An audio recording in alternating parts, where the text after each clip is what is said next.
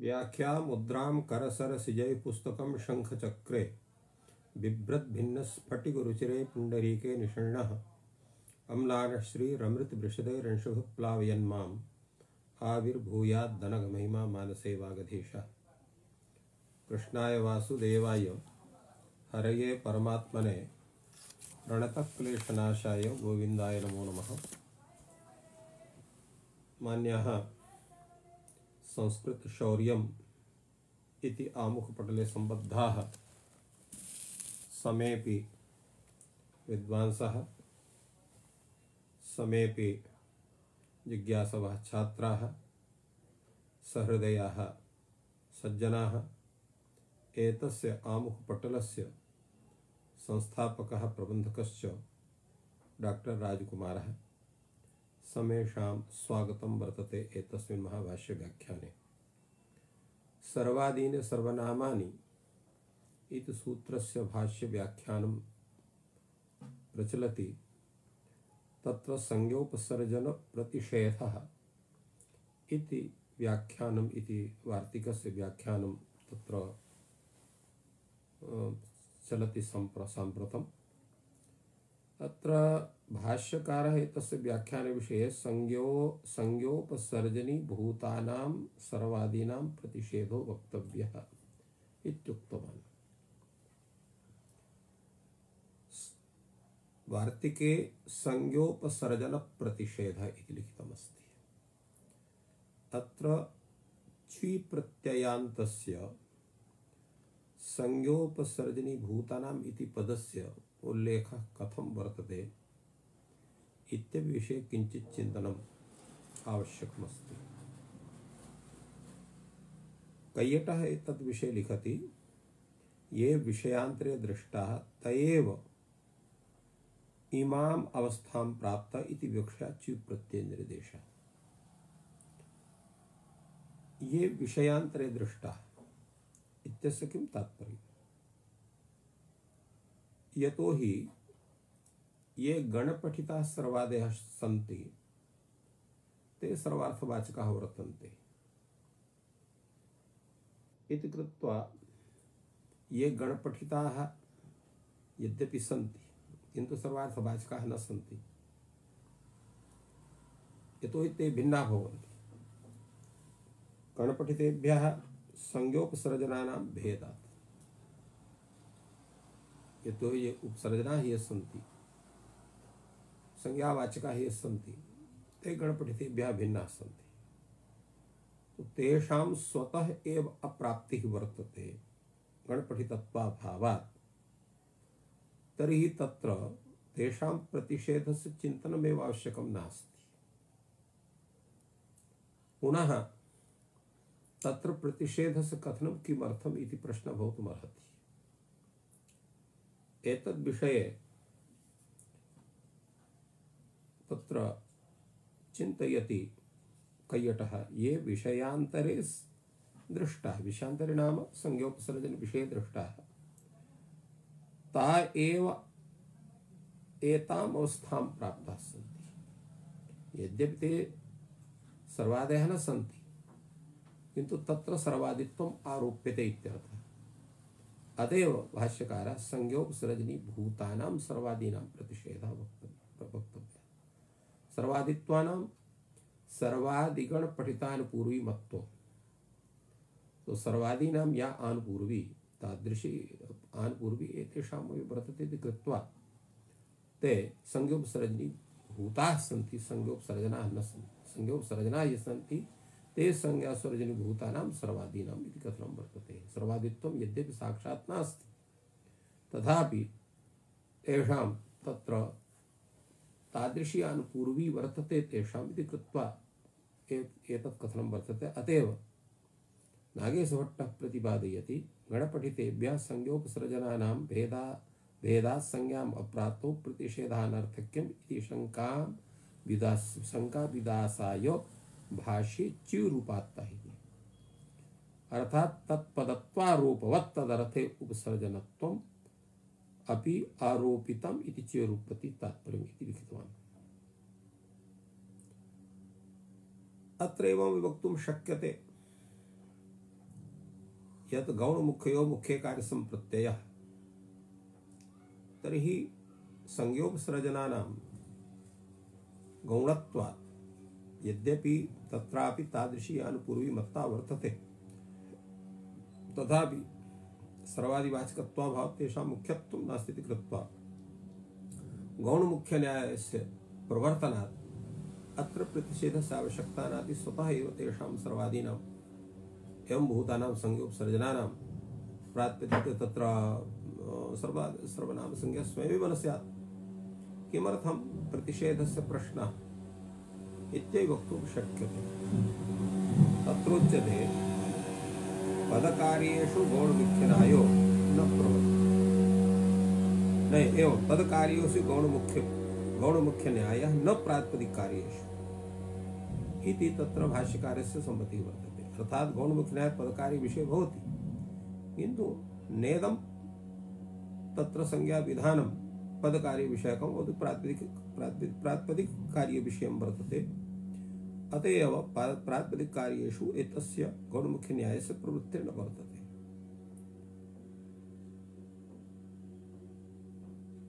अत्र शब्दाश्रये च वृद्ध्यात्वे इत्यत्र विषये भाष्यकारः एवं रूपेण तत्र कथितवान्। संज्ञा शब्देन केषां ग्रहणम् इत्यपि कश्चन प्रश्नः भवति। अत्र एतस्मिन् विषये आकडारादेका संज्ञा इति सूत्र विषये भाष्यकारः तत्र संज्ञा विषये उक्तवान्। समासकृत तद्धिताव्यय सर्वनामा सर्वलिंगा जाति। संज्ञात्वेन केषां ग्रहणं भवति? समास संज्ञा, कृत संज्ञा, तद्धि संज्ञा, अव्यय संज्ञा, सर्वनाम संज्ञा, असर्वलिंगा जाति संज्ञा भवति। समास संज्ञा वक्तव्या, कृत संज्ञा वक्तव्या, तद्धि संज्ञा वक्तव्या, अव्यय संज्ञा वक्तव्या, सर्वनाम संज्ञा वक्तव्या, असर्वलिंगा जाति ही अपि तत्र वक्तव्य। एवं संख्या संज्ञा अपि वर्तते, एवमेव षट् संज्ञा वर्तते। अथ च एक द्रव्योपनिवेशनी संज्ञा वर्तते। एवं संज्ञानां स्वरूपं तत्र आकडारादेका संज्ञा इति सूत्र विषये प्रतिपादितं वर्तते। एवं अनेकाः संज्ञाः सन्ति। अतएव कैयटः तासां संज्ञानाम् अत्र उल्लेखं विदधाति। समासकृत तद्धिताव्यय सर्वनामा सर्वलिंगा जातिः। अत्र षट् संज्ञा संख्या संज्ञा च नोपन्यस्ता कैयटेन, किन्तु अनेनैव तासामपि तयोरपि संज्ञयोः ग्रहणं भवति।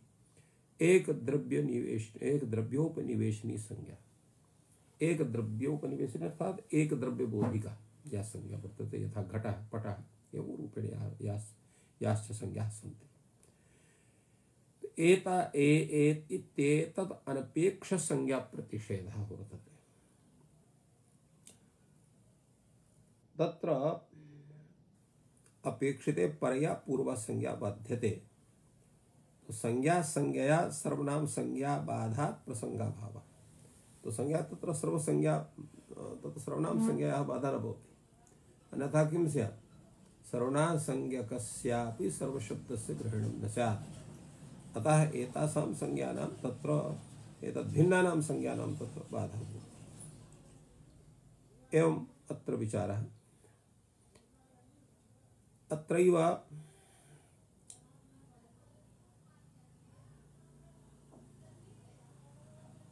अति सर्वो नाम कश्चित् इति तस्मै सर्वाय देहि, अति सर्वाय देहि एवं रूपेण अति सर्वाय इति तत्र उपसर्जनस्य उदाहरणं सर्वाय देहि इति संज्ञायाः उदाहरणम् अत्र दत्तं वर्तते।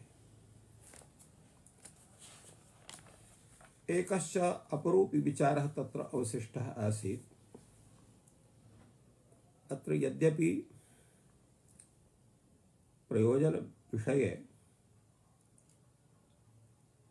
तत्र उक्तमस्ति यत्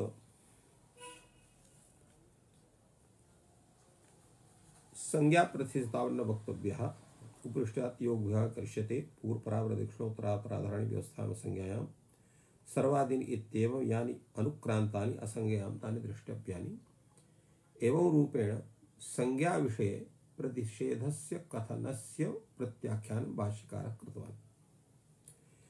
एवमेव उपसर्जन प्रतिषेधस्यापि प्रत्याख्यानं विदधाति। उपसर्जन प्रतिषेधश्च न कर्तव्यः। अनुपसर्जनात् इति सूत्रं वर्तते, तस्य अधिकारः वर्तते। अनुपसर्जना यः स्त्री प्रत्ययान्तः तत्र वर्तते। एवं एतस्य सूत्रस्य तात्पर्यं तावत् कथयामि। तत्र एवं सूत्रमस्ति यत् एतस्य तात्पर्यं तत्र उल्लिखितमस्ति यत्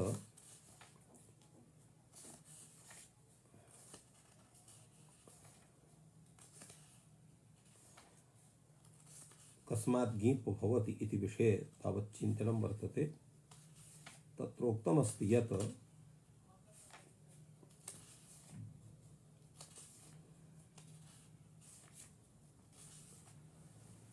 कथयामि तावत्।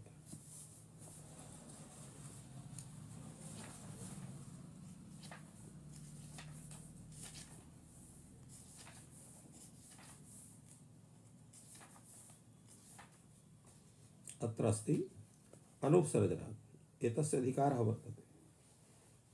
तेन अनुपसर्जनादेव तत्र अनुपसर्जनं यत् तदन्तं यदन्तं प्रातिमुक्तः स्त्रियां ङीप् स्यात्।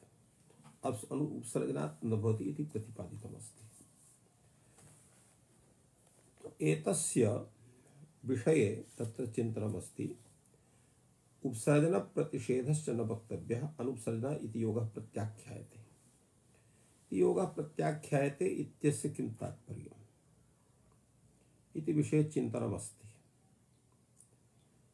अत्र प्रत्याख्यायते इति भाष्यकारस्य यत् कथनं वर्तते, स्त्री प्रत्यय प्रकरणस्थं सूत्रं तदनुप्रयणकार्यार्थं परिभाषारूपम् अत्र वर्तते।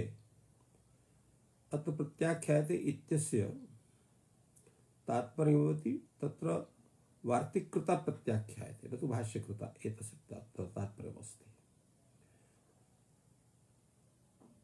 तमेवम् अभिसन्ध्य तदेव तत्तम एवं अभिभन्स्यामः।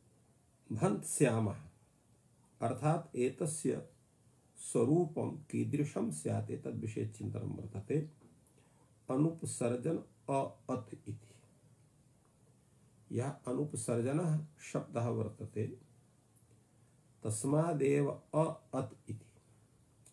अत इत्यस्य किं तात्पर्यम्? अ इत्यनेन त्यदादि नाम अ इति गृह्यते। अत इत्यनेन तत्र अड्डतरादिभ्यः पञ्चभ्यः इत्यस्य ग्रहणं भवति।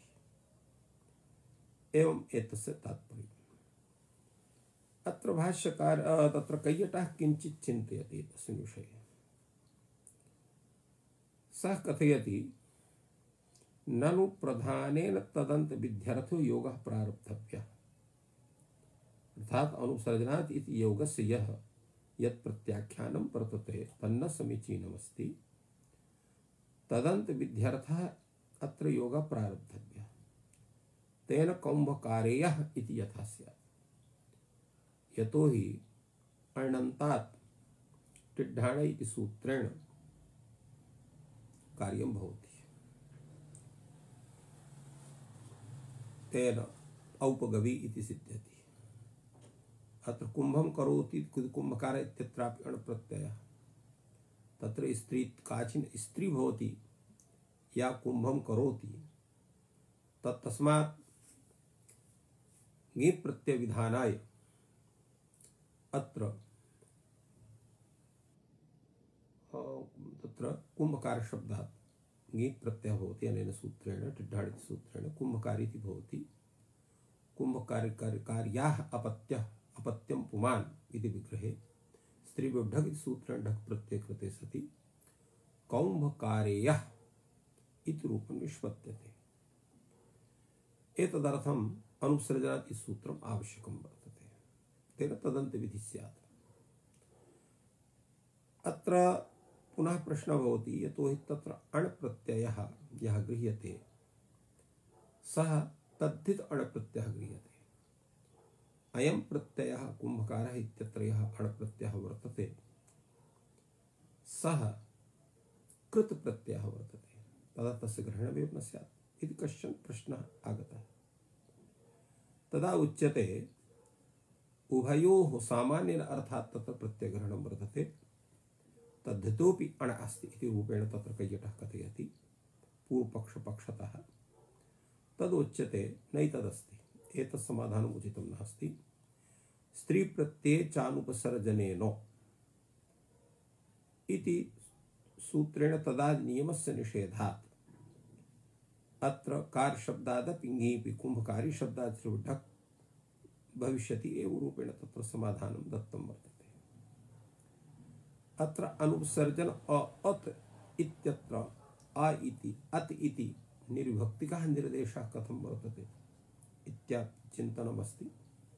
तत्र कैयटः समादधाति सुपां सुलुक् इति सूत्रेण षष्ठ्याः अलुक् वर्तते, एवं रूपेण अत्र समाधानं जातम्।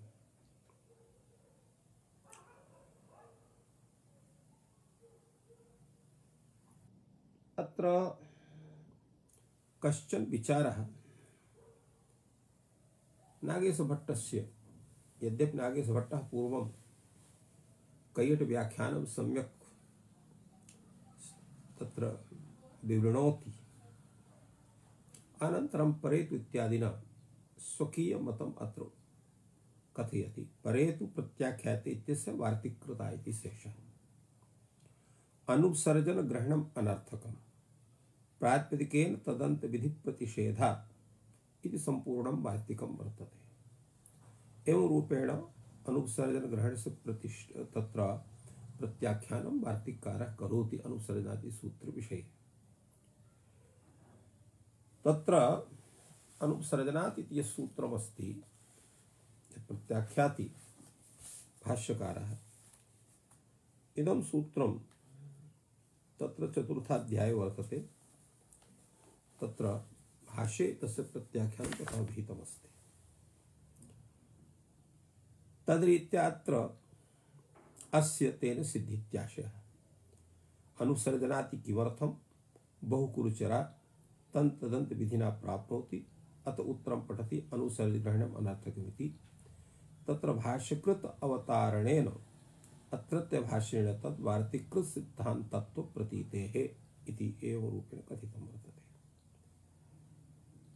अत्र यत् कथनं वर्तते वचनद्वयं ज्ञापकं तु पूर्वत्र तदन्त विधि प्रतिषेधस्य अतिधीव्री पुरुषित निर्देशा वापि शिला आपि शला ब्राह्मणी तत्तु आचार्य देशीयस्य तत्राद्यस्य पूर्वतदन्ता प्रतिषेधे पुत्रतन्त विद्याभावेन बहुकुरुचरादौ अप्राप्ता असार्थक्यानुपपादनात् तदुक्तत्वम् अन्तन्तु स्त्रियाम् इत्यस्य अणविशेषणत्वात् स्त्रियां यो अणविहितः इत्यदना भाष्ये एवं दूषितम्।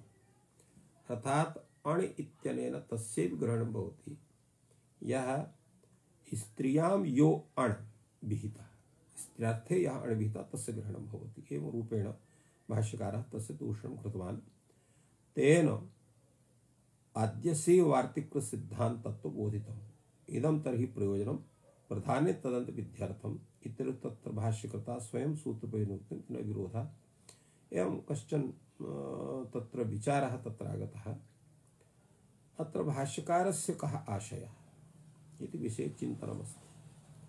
भाष्यकारस्य आशयः भवति अनुपसर्जन स्त्री प्रत्यये यद्यपि तदादि विधिर्नास्ति तथापि कदाचित् कार्यशब्दादपि स्यात् इति पक्षे कुम्भकारेः इत्यस्य आपत्तिः भवति। एवं अत्र कथितं वर्तते यत् कुम्भेन इत्यादि कथनं वर्तते वार्तिककारस्य तत् उचितं नास्ति। कथं? कारणमित्थमस्ति, यदा कुम्भं करोति इति कुम्भकारः या कुम्भकारी इति भवति, तत् कुम्भं निष्कृष्य केवलं कार शब्दात् तथा विधानो न भवितुमर्हति। कथं? यतो हि वैयाकरणरीत्या तत्र एकार्थी भावः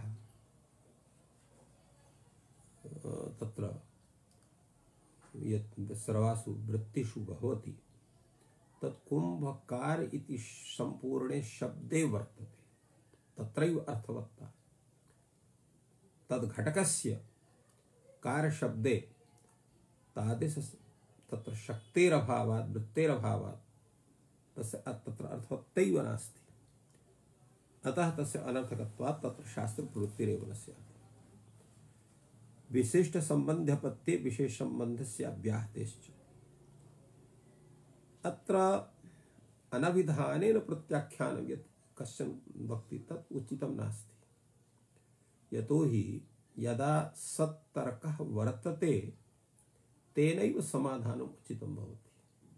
अत्र सत्तर्कः कः? कुंभं करोति तो कुंभकारः इत्यत्र या कुंभकारी इत्यत्र।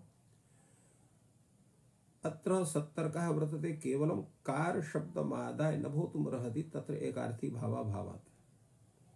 अस्माद् हेतोः एकार्थी भावाभादेव तत्र केवलं कार शब्दात् विधानं न भवति, अनविधानेन तस्य समाधानम् उचितं नास्ति इति आशयः वर्तते नागेशभट्टस्य।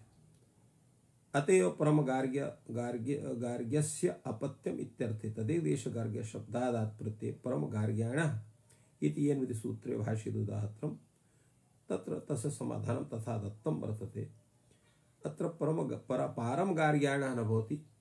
अत्र यतो हि अत्र परम गार्ग्याणः इति येन विधि सूत्रे उदाहरणं तत्र तत्तदा निरूपणं तस्य भवति। तत्र तदंत विधौ अपि विदेशद्भावेन केवलादपि ङीत दुर्वारः इति कस्यचित् यत् कथनं वर्तते तदपि उचितं नास्ति। अनुसृजनात् इत्येतत् सामर्थ्येन अत्र विदेशद्भावस्य अप्रवृत्तिः न स्यात्। तत्र कारणमपि वर्तते। असहाये विदेशद्भावः न तु ससहाये। अत्र तु ससहायत्वं वर्तते, तथा विदेशभावे तथा प्रवृत्तिः भवितुमर्हति। तत्रैव नागेशभट्टः कथयति मुख्यव्यपि देशिनः अभावे एव तदतिदेश प्रवृत्ते। अपि च स्त्री प्रत्ययशतादि नियमाभावेन कार्यशब्दस्यापि स्त्री प्रत्ययन्तत्वानपाया तस्माद् कदाचित् भक्ष्यात् इति कस्यचित् यत् कथनं वर्तते तदपि उचितं नास्ति। यतो हि प्रत्ययग्रहणे तत्र अधिकस्य व्यावृत्तिर्भवति न न्यूनस्य। तेन अत्र तथा समाधानम् उचितं नास्ति। एवं रूपेण सम्यक्तया प्रतिपादनं तत्र नागेशभट्टेन कृतं वर्तते। अतः अयम् अधिकारः यः वर्तते अनुसृजनात् सोऽपि अत्रार्थे ज्ञापकः इत्येवेन उचितं तत्र कथितवान्। यद्यपि एतत् समाधानं जातं किन्तु अत्र भाष्यकारः किमपि अन्यत् उच्यते। यद्यपि अनुसर्जन आत् इति छेदे इत्थं स्वीकार्ये त्यदादीनाम् इत्यस्य प्रवृत्तिर्न भवति इति स्वीक्रियते। एवेव अड्डत्रादिभ्यः पञ्चभ्यः इत्यस्य प्रवृत्तिः तस्मिन् विषये न भवति। किन्तु युष्मान् अतिक्रान्तः अतियुष्मत्, अस्मान् अतिक्रान्तः अत्यस्मत् इति रूपं निष्पद्यते। अत्र युष्मत् शब्दः अस्मत् शब्दः उपसर्जनः भवति। तत्तेन अत्र भ्यसः स्थाने पंचम्या अत् इति सूत्रेण अत् विधानं कथं स्यात्? यतो हि सर्वनाम संज्ञकात् युष्मत् अस्मत् शब्दादेव विहितस्य भ्यस प्रत्ययस्य स्थाने पंचम्या अत् सूत्रेण अत् आदेशस्य विधानं भवति। तेन युष्मत् अस्मत् इति रूपं सिद्ध्यति। अत्र कथम् एतत् समाधानं स्यात्? अतएव भाष्यकारः आक्षिपति यद्येवम् अतियुष्मत् अत्यस्मत् इति न सिद्ध्यति। तत्र भाष्यकारः भिन्नतया तत् समाधानं विदधाति। प्रश्लिष्ट निर्देश हो। अनुपसर्जन अ अत इति, अनुपसर्जन अ अत इति तत्र अनुपसर्जनात् इत्यस्य छेदः करणीयः। एतस्य कः अर्थः स्यात्? भाष्यकारः कथयति अकारान्तात् अकार अत्कारौ शिष्यमाण अनुपसर्जनस्य द्रष्टव्यम्। अकारान्तात् परः, अकारान्तात् यः अकारः, अकारान्तात् परः यः अत् यत्र शिष्यमाणौ तो अनुपसर्जनस्य द्रष्टव्यम्। इत्थम् अत्र स्वीक्रियते। अकारेण अकारात्कारौ विशेष्यते। तो अकारात् परौ यौ अकार अत्कारौ तौ अनुपसर्जनस्य। अत्र किमस्ति? पंचम्या अत् इति यत् वर्तते युष्मदस्भ्यां तत्र अनकार अत्काराभ्यां विधीयते। तो अनकारान्ताभ्यां युष्मदस्मभ्यां विधीयते, अतः तत्र एतस्य निषेधो न प्रवर्तते इत्यर्थः। यथा तत् इति वर्तते। तो तत् इत्यत्र यत् इत्यत्र तद् यद् एतत् इदम् इत्यादि एतेषु स्थलेषु अकारात् परः तत्र तकारत् स्थाने अकारः विधीयते। एवं कतर शब्दात् तत्र कथम शब्दात् इतर शब्दात् अत्रापि अकारात् परः वर्तते, अत्कारात् तत्र वर्तते, तो तथा तत्र तथा भवति समाधानं। तो अत्र अनकारात् युष्मदस्मभ्याम् अनकारान्ताभ्यां विधीयते, अतः एषा परिभाषा अत्र न प्रवर्तते इत्यर्थः। त्यदादीनामः इत्यस्य अकारात् परस्य हलास्थाने विधीयते, अकारात् परः अकारः भवति इत्यर्थः, अतः तत्र वर्तते। तत्र अतितद् इत्यर्थः तु न भवति। एवम् अन्यत्रापि तथा विधानं वर्तते।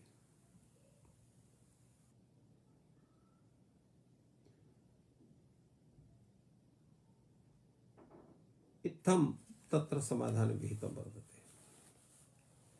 भाष्यकारः भिन्नतया अपि तादृशं समाधानं वदति। अथवा अंगाधिकारी यदुच्यते गृह्यमाण विभक्तेस्तद्भवति।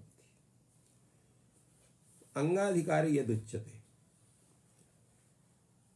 गृह्यमाण विभक्तेस्तद्भवति। एतस्य किं तात्पर्यम्?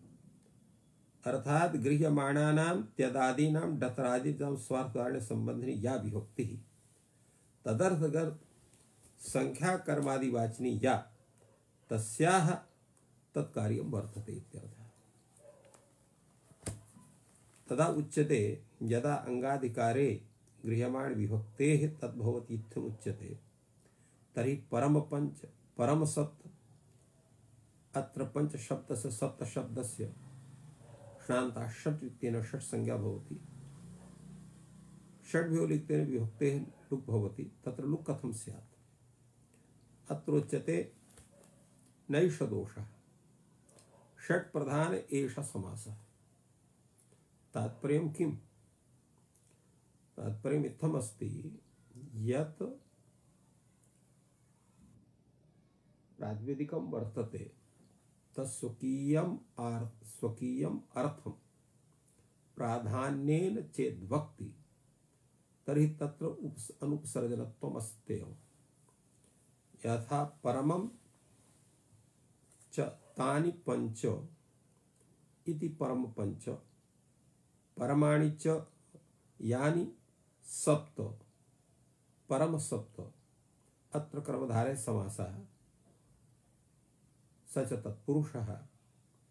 तत्पुरुष समासे तत्र उत्तर पदार्थस्य प्राधान्यं वर्तते इति कृत्वा अत्र पंचन शब्देन सप्त शब्देन परम पंच इत्यत्र परम सप्त इत्यत्र संख्यायाः साक्षात् वाचकत्वं वर्तते। तेन परम पंच शब्दस्य परम सप्त शब्दस्य षयान्ता षट् इत्यनेन षट् संज्ञा जायते, अनन्तरं षड्भ्यो लुक् भवति इति तात्पर्यम्। अतः भाष्यकारः कथयति नैष दोषः षट् प्रधाने एष समासः, अर्थात अत्र यः समासः वर्तते तत् षट्संज्ञकस्य प्राधान्यत्वम् अस्ति। यतोहि अत्र यः समासः सः कर्मधारे तत्पुरुष समासः वर्तते। तर्हि उच्यते एवं तर्हि प्रियसक्थना ब्राह्मणेन अत्र अनङ् न स्यात्। अस्ति सक्षणम् अनङ् उदात्तः इति सूत्रेण। तो प्रियाणि सख्थीनि यस्य सः प्रियसक्था ब्राह्मणः तेन प्रियसक्थना ब्राह्मणेन इति प्रयोगः अत्र दत्तः। अत्र अनङ् न भविष्यति। अत्र सख्थि शब्दः तत्र कः वर्तते? यद्यपि अत्र प्रियसक्थः इति कथनीयं, प्रियसक्थेन ब्राह्मणेन स्यात्। अत्र कथं तत्र समासान्तः न भवति? अत्र उच्यते अत्र सख्थि शब्दः तत्र अवयव तत्र प्राण्यवयववाची नास्ति, अपितु षष्ठावयववाची वर्तते। तेन बहुव्रीहि सख्थषणोः इति सूत्रेण अत्र समासान्त प्रत्ययः न भवति इत्यर्थः। यदा स्वाङ्गवाची भवति तदैव अतएव प्रियसक्थना ब्राह्मणेन इति प्रयोगः जातः। अत्र उच्यते एतस्मिन् विषये कथम् अत्र अनङ् भवति? सप्तमी निरिष्टे यत् उच्यते प्रकृति विभक्तौ तत् भवति। अर्थात सप्तमी निर्देशेन यस्य कथनं भवति तत्र प्रकृति विभक्तौ परे यद् भवति तत् अत्रापि भवति। तो कथं भूतां प्रकृति भूतायां प्रकृति विभक्तौ परतः अंगार्थ संबंधिन्यां विभक्तौ परतः इत्यर्थः। अत्र कैयटा समादधाति अंगार्थ संबंधिन्यां विभक्तौ परतः। अत्र विभक्तौ परेव अनङ्गादेशः भवति इति कृत्वा अत्र अंगार्थ संबंधिनी सा विभक्तिः वर्तते, तस्यां विभक्तौ परतः एतस्य विधानात् अनङ् आगम तत्र अनङ्गादेशस्य विधाने न तत्र दोषः भवति इति समाहितम्। अग्रेति पी कथयति तर्हि यद्येवम् अतितत् अतितौ अतितः इत्यत्रापि अत्वं प्राप्नोति। यतोहि तदादीनामः इति यत् सूत्रं भवति तदादिगणपठितानां तत्र विभक्तौ परतः अत्वादेशः वर्तते। अत्रापि सप्तमी एव कार्यं भवति। तर्हि एतस्य विधानं कथं भवति? तदा उच्यते तच्चापि वक्तव्यम्, अर्थात् गृह्यमाण विभक्ते सप्तमी यदुक्ते इति च। तर्हि तत् करणीयम् इति प्रश्नः। एतस्मिन् विषये भाष्यकारः कथयति न वक्तव्यम्। कथम्? इह तावत् अड्डतिरादिभ्यः पंचभ्यः इति पंचमी अंगस्य इति षष्ठी तत्राशक्यं विभक्तित्वात्। अर्थात अत्र केवलम् एका विभक्ति नास्ति। अड्डत्रादिभ्यः पंचभ्यः तत्र पंचविभक्ति वर्तते। अंगस्य तत्र अंगस्य इत्यस्य तत्र अधिकारः वर्तते, तो षष्ठी विभक्ति वर्तते। तो तत्र शक्यं विभक्तिगत्वात् अड्डत्रादिभ्यः इति पंचम व्यंग्यं विशेषयितुम्। अत्र पंचमी षष्ठी उभयोः विभक्त्योः तत्र कथं तत्र विशेषभावः वक्तुं शक्यते? तत्र किमन्यत् शक्यं विशेषयितुम् अन्यथा विहितात् प्रत्ययात् डत्रादिभ्यो यो विहितः, तत्र विहित पंचमी अत्र उल्लिख्यते। तो अड्डत्रादिभ्यः विहिता या विभक्तिः तो अड्डत्रादि विभक्ति तस्मिन् परे अत्र अड्डत्रादीनां तत्र अत्र डत्रादीनां तत्र अद्रादेशः भवति इति तत्र तात्पर्यं भवति। अतएव तत्र भाष्यकारः कथयति अड्डत्रादिभ्यः विहितः यः विभक्ति तस्यां विभक्तौ परे अत्र डत्रादिभ्यः तत्र अद्रादेशः भवति। अत्र पुनः अपि अपरं समाधानं वदति। इह इदानीम् अस्तिदति सत्यक्षणाम् अनुदात्तः इति इत्यादि नामः भवति इति। कथम्? अस्त्यादीनाम् इत्येषा षष्ठी अंगस्य इत्यविषष्टि अर्थात अस्दक्षिणाम अत्रापि षष्ठी विभक्ति अंगस्य इत्याविषष्टि भवति। तर्हि अत्र विशेष विशेषण भाव संपद्यते। त्यदादीनाम इत्यदादीनाम इत्यत्रापि षष्ठी वर्तते, अंगस्य इत्यत्रापि षष्ठी वर्तते। तत्र तथा वक्तुं शक्यते। तत्र कामचारः गृह्यमाणेन विभक्तिं विशेषयितुम् अंगेन वा। अत्र स्वेच्छा वर्तते। गृह्यमाणेन विभक्तिं विशेषयितुम् अंगेन वा विभक्तिं विशेषयितुम्। तो यावता कामचारः तर्हि तस्मिन् विषये अस्थिदधि सत्यक्षणामनौ उदात्तः इत्यनेन अंगेन विभक्तिं विशेषयिष्यामः। अस्त्यादिभिः अनंगम अंगस्य विभक्तौ अनंग भवति अस्त्यादीनाम् इति। यदा तत्र कामचारः वर्तते तर्हि तत्र किं स्वरूपं स्यात् वाक्यस्य? अंगेन विभक्तिं विशेषयिष्यामः। तत्र किं स्यात्? अंगेन विभक्तिं विशेषयिष्यामः, अस्त्यादिभिः अनंगम विशेषयामः। तो अंगस्य विभक्तौ अनंग भवति, अस्त्यादीनाम् अनंग भवति इति रूपं स्यात्। तो विभक्तौ परे अंगस्य अनंग भवति इत्यर्थः। अस्त्यादीनाम् अनंग भवति विभक्तौ परतः। एवं रूपेण तत्र स्वरूपं स्यात्, तेन अत्र भवितुं शक्नोति। एवं त्यदादीनाम् इत्यत्रापि तथैव विचारितं वर्तते। इह इदानीं त्यदादीनाम् अः भवति। गृह्यमाणेन विभक्तिं विशेषयिष्यामः अंगेन अकारं।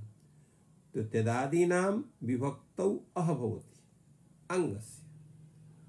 तो एवं समाधानं भवितुम् अर्हति अत्र। अतः तत्र दोषः नास्ति। तदा पुनः शंका भवति चेत् इत्थं भवति, तर्हि अतिशः अत्वं न प्राप्नोति।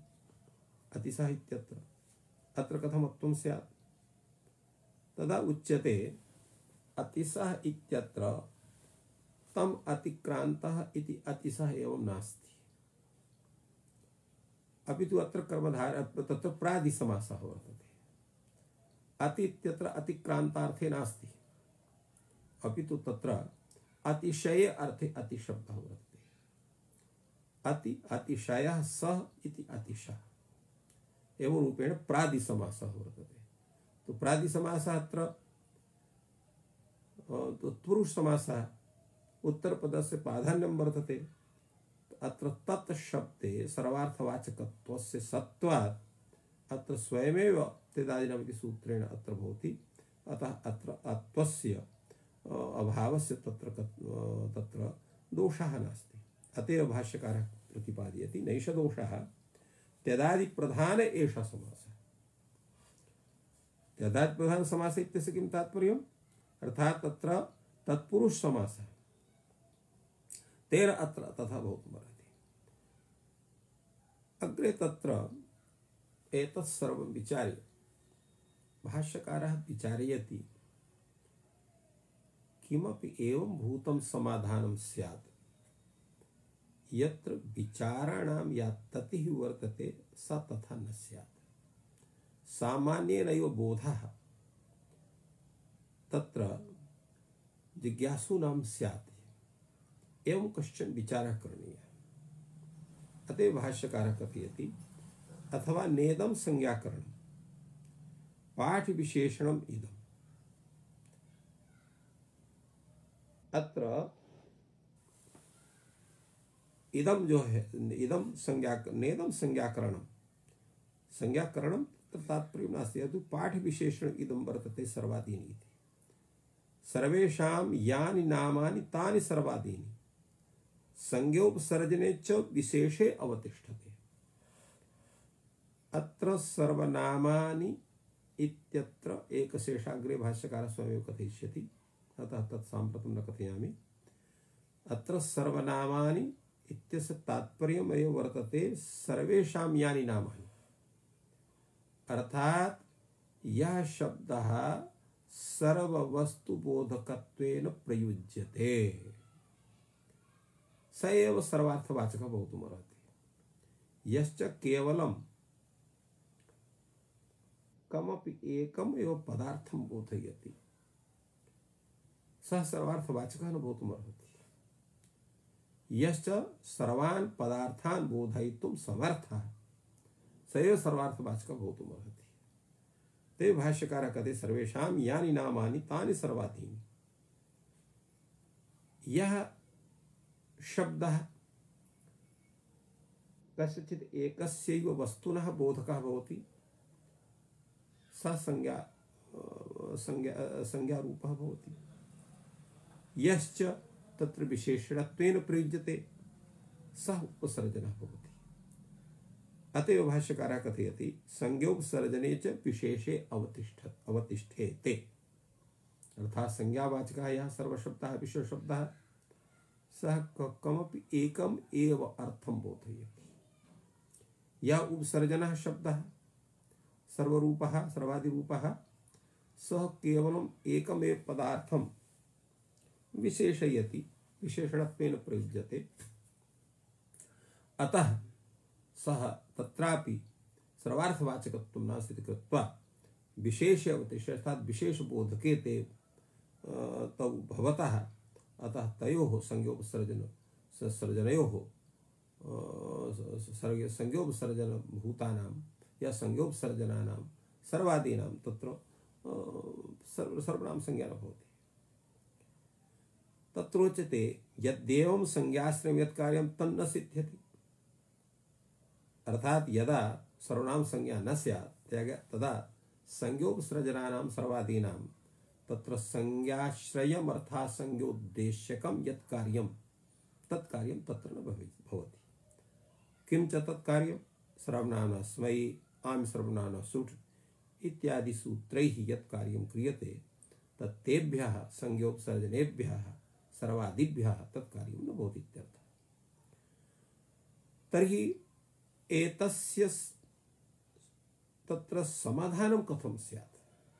अर्थात् कथं सर्वार्थवाचकाः एव सर्वादयः गृहीताः स्युः, संज्ञोपसर्जनाः सर्वादयः गृहीताः न स्युः। यदा किमपि वाक्यं न स्यात् तर्हि तेषाम् अग्रहणं कथं सिद्ध्येत इति कश्चन प्रश्नः भवति। भाष्यकारः तस्य सम्यक् समाधानं वदति। अन्वर्थग्रहणं तत्र विज्ञास्यते। अर्थात् अत्र सर्वनाम संज्ञा या वर्तते सा अन्वर्थ। अन्वर्थ नाम अर्थम अनुगच्छति इति अन्वर्थः। अर्थात यस्य यः मुख्यः अर्थः तम एव अर्थं सः शब्दः वदति चेत् सः अन्वर्थः भवति। यथा सर्वनाम सर्वेषां नाम इति सर्वनाम। तो सर्वार्थवाचकत्वं यस्मिन् शब्दे वर्तते तस्यैव संज्ञा सर्वनाम संज्ञा भवति। यश्च शब्दः कस्यचित् एकस्यैव बोधकः भवति स सर्वार्थवाचकत्वं तत्र तस्मिन् सर्वार्थवाचकत्वं नास्ति इति कृत्वा तत् सर्वनाम संज्ञा न भवति। तो सर्वेषां यन्नाम तत्सर्वनाम सर्वनाम्नः उत्तरसंज्ञेयः स्मै भवति। अर्थात् सर्वार्थवाचकः यः सर्वादयः शब्दाः ये सन्ति तेषामेव सर्वनाम संज्ञा भवति। एवं भूतस्य सर्वनाम संज्ञकस्य शब्दस्य तत्र विहिताः ये प्रभृतयः प्रत्ययाः सन्ति तेषां स्थाने ङे स्थाने तत्र स्मै प्रत्ययः आमः सुडागमः ङसिंयोः तत्र स्मात् स्मिनौ आदेशौ भवतः। तो सर्वनाम्नः उत्तरस्य आमः सुट् स्यात् भवति। एवं रूपेण समाधानं तत्र विद्यते। तत्र इत्थम् आयाति भवतु न सर्वविश्वादि शब्देषु तथा समाधानं भवितुमर्हति। किन्तु एवं भूताः अनेके शब्दाः सन्ति ये सर्वार्थवाचकाः सन्ति। अन्यर्थ संज्ञा विज्ञायते चेत् तर्हि येऽपि शब्दाः सर्वार्थवाचकाः सन्ति समेषां सर्वनाम संज्ञा स्यात्। यथा सकलं कृत्स्नं जगत्। तो सकल शब्दः कृत्स्न शब्दः जगत् शब्दः एते शब्दाः सर्वार्थवाचकाः सन्ति। एतेषामपि सर्वनाम संज्ञा स्यात्। तर्हि कथं स्यात्? एतेषामपि शब्दानाम् एकैकस्य सः विषयः तस्मिन् विषये यो यः शब्दः वर्तते तस्य तस्मिन् वर्तमान सर्वनाम कार्यं प्राप्नोति। एवं रूपेण तत्र एका आपत्तिः सञ्जाता एवं भूता। तर्हि तस्याः आपत्तेः समाधानं किं स्यात्? तत्र भाष्यकारः सम्यक् समादधाति। एवं तर्हि उभयम् अनेन क्रियते। किं किं क्रियते? सर्वार्थवाचकत्वमपि स्वीक्रियते, पाठश्चैव विशेष्यते संज्ञा च। पाठश्चैव विशेष्यते संज्ञा च। अर्थात् सर्वार्थवाचकत्वे सति सर्वादिगण पठितानुपूर्वीमत्वं सर्वादि तत्र सर्वनामत्वम् इति स्यात्। सर्वार्थवाचकत्वे सति सर्वादिगण पठितानुपूर्वीमत्वं सर्वनामत्वम् इति सर्वनाम्नः लक्षणं करणीयं स्यात्। तेन किं स्यात्? यद्यपि कृत्स्नं जगत् सकल इत्यादि शब्दाः सर्वार्थवाचकाः सन्ति, किन्तु सर्वादिगण पठितानुपूर्वीमत्वं तेषु नास्ति इति कृत्वा तेषां ग्रहणमेव न स्यात्। अनेन तथा समाधानं भवितुमर्हति, किन्तु तत्रापि एका आपत्तिः आगच्छति। कथं पुनरेकेन यत्नेन उभयं लभ्यम्? अत्र सूत्रं तु सर्वादीनि सर्वनामानि इत्येव सूत्रं वर्तते। अत्र सर्वनामानि इति कथनेन संज्ञायाः अपि कथनं स्यात्, तत्र सर्वादीनि इत्यस्य सर्वनाम इति विशेषणमपि स्यात् इति केवलम् एकेनैव सर्वनामानि इति शब्देन कथम् उभयस्य ग्रहणं भवितुमर्हति इति कश्चन प्रश्नः। इति प्रश्नं मनसि निधाय एव भगवान् भाष्यकारः कथयति कथं पुनः एकेन यत्नेन उभयं लभ्यम् इति। अत्र भाष्यकारः समाददाति लभ्यम् इत्याह। कथम्? एकशेष निर्देशात्। एकशेष निर्देशात् लभ्यम्। एकशेष निर्देशोऽयं सर्वादीनि च सर्वादीनि च सर्वादीनि। एकः सर्वादीनि इति शब्दः सर्वार्थवाचकत्वेन प्रयुक्तः वर्तते।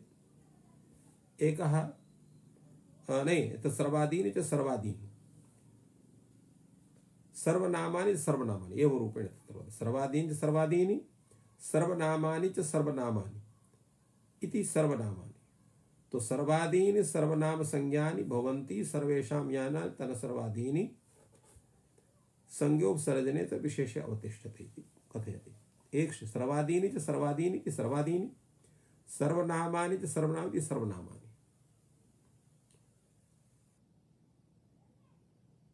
किं तात्पर्यम्?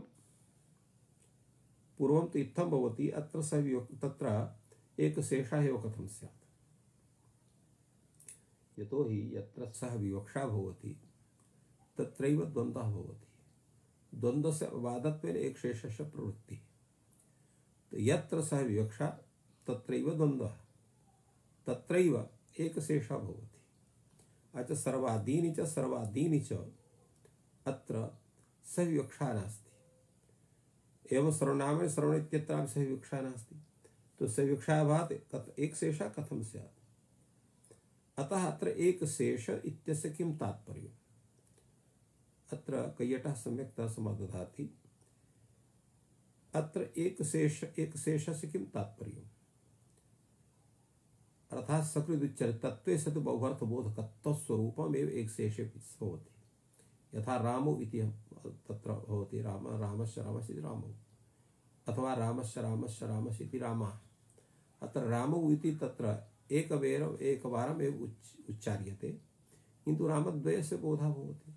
एवं रामः इति एकवारमेव उच्चार्यते, तत्र रामत्रयस्य बोधः जायते। एवमेव तत्र तन्त्रस्यापि तत्र तात्पर्यं भवति। सकृदुच्चरितस्य बहुर्थबोधकत्वं तन्त्रत्वम्। अत्र एकशेषशब्दः तत्र एकशेषफलत्वात् तन्त्रस्य बोधकः भवति। अर्थात् अत्र तन्त्रत्वं स्वीक्रियते। अत्र आवृत्तिर्तत्र बोधः भवति। तो एकशेषफलत्वात् तन्त्रन्यायः आवृत्तिर्वा एकशेषशब्देन उच्यते इति कैयटस्य तात्पर्यम्। पुनः कैयटः तत्र समादधाति अथवा आकृत्य विधान पक्षे कस्यै प्रयोग सिद्धे प्रत्याख्यातम एकशेषशास्त्रम संज्ञा परिभाषवत् शास्त्र प्रक्रिया संपादनार्थम भवति इति सविवक्षा मंत्रेण भवति एकशेषः। तात्पर्यं किमस्य? यद्यपि एक शेषः तत्र व्यक्ति पक्षे स्वीक्रियते किंतु जाति पक्षे एक शेषस्य आवश्यकता न भवति। तो आकृत्य विधान पक्ष अर्थात तत्र एक जाति पक्ष एकस्यैव प्रयोगे सिद्धे अत्र एक शेष पक्षः व्यक्ति पक्षे तु स्वीकृतः वर्तते किंतु जाति पक्षे तत्र प्रत्याख्यातः वर्तते। अतः एक शेष शास्त्रम संज्ञा परिभाषावत् शास्त्र प्रक्रिया संपादनार्थं भवति एवं रूपेण कैयटः समाधानं ददाति। तो इत्थं सविवक्षायाम् अंतरेणापि एक शेषः भवति इति स्वीकारात् अत्र एक शेषोऽपि भवति इति कैयटः वदति। एवं एक शेषस्य आवश्यकता भवति। तो अत्र एक शेषः सत्वात् अत्र सर्वादीनि सर्वनाम संज्ञानि भवन्ति अर्थात सर्वादिगण पठितानि यानि सर्वार्थवाचकानि सर्वादीनि अर्थात तत्र सर्वादिगण पठितानि पूर्वमत्वानि यानि सन्ति तानि सर्वनाम संज्ञकानि भवन्ति इति रूपेण एवं तत्र सूत्रस्य अर्थः स्वीक्रियते। अर्थात केवलम् अत्र तन्त्रस्य अथवा एकशेष स्वीकारादेव पाठस्य विशेषणं भवति अथ च तत्र संज्ञा च भवति केवलम् एकेनैव प्रयोगेण। यः एवं भूतः सर्वादयः शब्दाः सन्ति ये केवलम् एकस्य बोधकाः सन्ति सर्वार्थवाचकाः न सन्ति अथवा येषाम् उपसर्जने प्रयोगः वर्तते ते विशेषस्य बोधकाः भवन्ति इति कृत्वा तेषां सर्वादिसंज्ञा न भवति सर्वार्थवाचकत्वाभावः। एवं रूपेण समाधानं दत्तम्। अपरमपि एकं समाधानम् अत्र भाष्यकारेण दत्तं वर्तते। किं च तत् समाधानम् अथवा महती संज्ञा क्रियते संज्ञा च नाम यतो न लघीयः कुतेतद् लघ्वर्थं हि संज्ञाकरणं तत्र महत्याः संज्ञायाः करणे एतत् प्रयोजनम् अन्वर्थ संज्ञा यथा विज्ञायेत सर्वादीनि सर्वनाम संज्ञानि भवन्ति सर्वेषां नामानि इति चातः सर्वनामानि इति संज्ञोपसर्जने च विशेषः प्रतिष्ठते। अर्थात अत्र एकशेषस्य तन्त्रस्य स्वीकारस्यापि आवश्यकता नास्ति। अन्वर्थ संज्ञैव सर्वं समाधानं भवति। सर्वनाम इति शब्दस्य कः अर्थः सर्वेषां नाम इति सर्वनाम। तो यह एवं भूतः सर्वार्थवाचकत्वं यस्मिन् शब्दे भवितुमर्हति तस्यैव शब्दस्य सर्वनाम संज्ञा स्यात् अन्यस्य न स्यात् इति अन्वर्थ संज्ञायाः तात्पर्यम्। तो का संज्ञा अन्वर्थ संज्ञा भवति? भाष्यकारः कहति महती इयं संज्ञा अर्थात यस्याः संज्ञायाः स्वरूपं महत् भवति सा संज्ञा तत्र अन्वर्थः स्वीक्रियते। यतो हि संज्ञायाः स्वरूपं कीदृशं स्यात् लघु स्वरूपं स्यात्। संज्ञा च नाम यतो न लघीया संज्ञा स्वरूपं तत्र लघु स्यात्। अतिशयः लघु इति लघीयान् स्वरूपं लघीया अतिशयं लघु स्वरूपं स्यात् संज्ञा यथा टी इति घु इति घी इति एवं रूपेण संज्ञा स्वरूपं स्यात्। किन्तु अत्र सर्वनाम इति संज्ञा तो सर्वनाम इति महती संज्ञा वर्तते। महती संज्ञायाः किं प्रयोजनं तत्र स्वीकरणीयम्। भाष्यकारः कथयति तत्र महत्याः संज्ञायाः करणे एतत् प्रयोजनम् अन्वर्थ संज्ञा यथा विज्ञायेत। अन्वर्थ संज्ञा करणीया अर्थात संज्ञा वाचकस्य शब्दस्य यः मुख्यार्थः कः मुख्यार्थः सर्वनाम इति शब्दस्य सर्वार्थवाचकत्वम् अर्थात सर्वार्थवाचकः यः शब्दः स सर्वनाम कथ्यते। तो तर्हि तादृशं सर्वार्थवाचकत्वं स्वरूपं यस्य यस्य भवति तस्यैव इयं संज्ञा भवति अन्यस्य न भवति। तो सर्वादीनि सर्वनाम संज्ञानि भवन्ति अर्थात सर्वादिगण पठितानि पूर्वमत्वानि यानि सर्वार्थवाचकानि सर्वादीनि तेषामेव सर्वादि तत्र सर्वनाम संज्ञा भवति, अन्येषां न भवति। तो सर्वेषां नामिति चातः सर्वनामानि, यः संज्ञावाचकः सर्वादयः शब्दाः सन्ति, ये च उपसर्जनाः सन्ति, यतो हि ते केवलम् एकस्यैव कथनं कुर्वन्ति, एकस्यैव वाचकः भवन्ति इति कृत्वा ते विशेषे अवतिष्ठेते, न तु केवलं सर्वार्थवाचकत्वं तत्र विद्यते, तेषां स्वतः एव सर्वनाम संज्ञा न स्यात्। अतः तदर्थं संज्ञोपसर्जनानां प्रतिषेधः वक्तव्यः इत्यस्य कथनं तत्र विशेषरूपेण पृथक् पृथक् कल्पनम् आवश्यकं नास्ति। अत्रापि विचारः करणीयः। एतस्मिन् विषये भाष्यकारः तत्र समाधानं द्वयं दत्तवान्। प्रथमं समाधानम् अत्र सर्वादीन् सर्वनाम एक शेषः स्वीकरणीयः, अपरं समाधानम् अत्र अन्वर्थ संज्ञा करणीयः। यद्यपि अथवेत्यादिना तत्र द्वितीयं समाधानं कथितं, प्रथमं समाधानं तत्रापि अथवा इत्यादिना नेदं संज्ञाकरणं पार्श्विणी इत्यनेन अथवेत्यादिना तादृशमपि समाधानं दत्तं। तो किं समाधानम् अत्र उचितं वर्तते? यदि भाष्यदृष्ट्या तत्र तु समाधानद्वयमपि अनुकूलं वर्तते, तर्हि किमत्र विचारणीयम्?